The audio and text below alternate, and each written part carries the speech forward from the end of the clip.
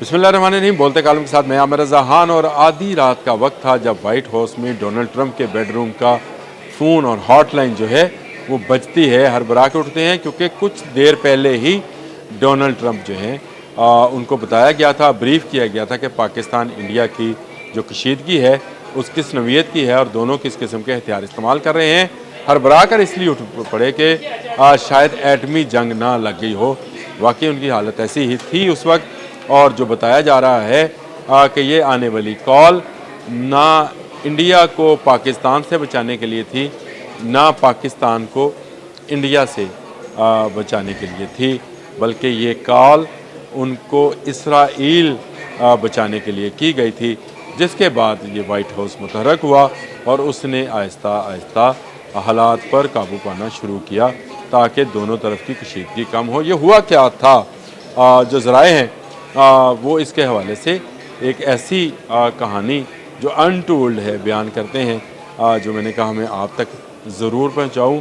और ये क्या था कि बुश को अचानक से, जो एक दिन पहले ये कह रहे थे कि हमारा इससे तल्लक नहीं है, दोनों मुल्क हज़ारों सालों से आपस में इसी तरह से लड़ रहे हैं, यानी उनका ख्याल था बुत परस्त और तौहीद परस्त जो हैं ये आपस में हज़ारों साल से नंबर्द अज़मा है, तो ये आपस में लड़ते रहें। बिल्कुल ला तलके थी। लेकिन अचानक से फिर क्या हुआ कि उन्होंने अपने सेक्रेटरी खारजा को मुतहरक किया, ख़ुद हॉटलाइन पर जो है बात की मोदी से और पाकिस्तान में हाई अथॉरिटीज़ के साथ, और जंग बंदी पर आमादा किया। और बड़े फ़ख्र से फिर उन्होंने एक ट्वीट भी किया और इसको कहा कि दोनों तरफ के लोगों ने समझदारी का मुजाहरा किया है।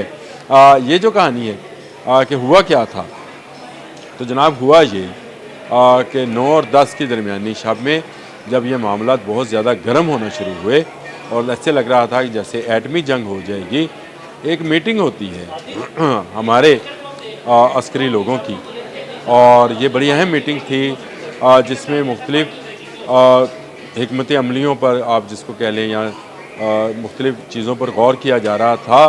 वहीं पर यह बात भी कर दी गई जो कि मेरा अपना ज़ाती ख्याल है कि जानबूझकर की गई इस मामले की सनसनीखेज़ी को बढ़ाने के लिए, और इसको ख़ुद से ही लीक किया गया। ज़राए ने भी यही कहा कि जी ख़ुद से ऐसी बात हुई कोई नहीं थी।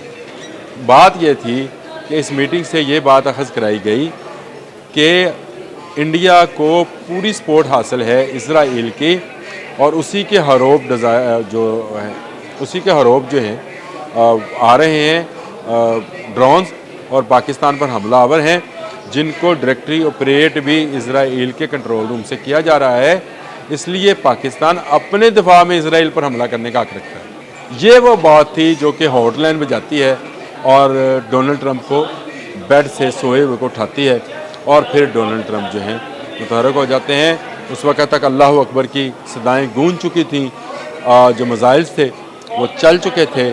ख़तरा ये था कि दुनिया जो है एक और बड़ी जंग में दाखिल हो जाएगी, क्योंकि पाकिस्तान जो है इसराइल पर हमला करेगा, क्योंकि इसराइल के ड्रोन्स जो हैं मुसलसल पाकिस्तान में दाखिल हो रहे थे और वहीं से ऑपरेट हो रहे थे, जिसके वाज़िया सबूत जो है पाकिस्तान के पास मौजूद थे। ये फेक लीक जो है ये घबराने का बायस था, क्योंकि ये एक बड़ी जंग का पेश खेमा था और अमेरिका का नजायज़ बच्चा इसराइल दुनिया के नक्शे से मिट सकता था इस एटमी जंग के नतीजे में। और पाकिस्तान क्योंकि अपना ऑफेंस दिखा चुका था, पाकिस्तान अपना हिट दिखा चुका था कि वो एक ही दफ़ा में हमला करता है, लेकिन ऐसा ज़ोर का पंच करता है कि नॉकआउट हो जाता है दूसरा। पाकिस्तान के पास ऐसी सलाहियतें, ऐसे मिसाइल्स मौजूद हैं जो पूरे के पूरे इसराइल को पलक झपकते में भाप में तब्दील कर देंगे। एक एक यहूदी जो है हवा में तख्लील हो जाएगा। और ये मैं बात आपको किसी तुक्के की बुनियाद पर, किसी और बात पे नहीं कर रहा। पाकिस्तान की जो एटमी सलाहियत है वो इसराइल जैसे छोटे मुल्क के लिए एक मिसाइल ही काफ़ी है, और वहाँ पे ना बंदा बचेगा ना बशर बचेगा, बंदा बशर नहीं बचेगा वहाँ, ना पानी बचेगा, ना दरख्त बचेंगे, ना चरिंद ना परिंद। ये एक एटॉमिक सहराब की शक्ल अख्तियार कर देगा, जहाँ पर कई हज़ार साल तक लोग जाना भी पसंद नहीं करेंगे, और वहाँ की फ़िज़ा, वहाँ की हवा, वहाँ का पानी जो है वो भी जहरीला हो जाएगा। ये इदराक है डोनाल्ड ट्रंप को कि इसराइल अभी भी پاکستان کے مقابلے کے نہ جذبہ رکھتا ہے، نہ جوش ایمان رکھتا ہے، نہ ہتھیار رکھتا ہے۔ اپنی تمام تر ٹیکنالوجیز کے باوجود آپ دیکھ لیں حروب کو کیسے مکھیوں کی طرح مار دیا۔ یہ وہ چیز تھی جس پر ڈونلڈ ٹرمپ متحرک ہوئے، اس طرف سے مودی کو مار پڑ رہی تھی۔ جس نے اگلا اسلحہ خریدنا ہے تو امریکہ یہ چاہتا تھا کہ مودی کا سارا اسلحہ جو ہے ناکام ہو اس جنگ کے اندر۔ ناکام تو ہوا، رافیل، مگ، SU-30 اور S-400 ساری چیزیں اس کی ناکام ہوئی، تو اس کے بعد اسرائیل کے حروب بھی ناکام ہو گئے۔ تو وہ یہ چاہتا ہے کہ وہ رشیا اور فرانس کے بلاک میں سے نکل کے امریکہ میں خریداری کرے، جس کے لیے اس نے پھر یہ اس پر کہا کہ جی دونوں ملکوں کو ٹریڈ کرنا چاہیے، لاکھوں لوگوں کی جان چلی جانی تھی۔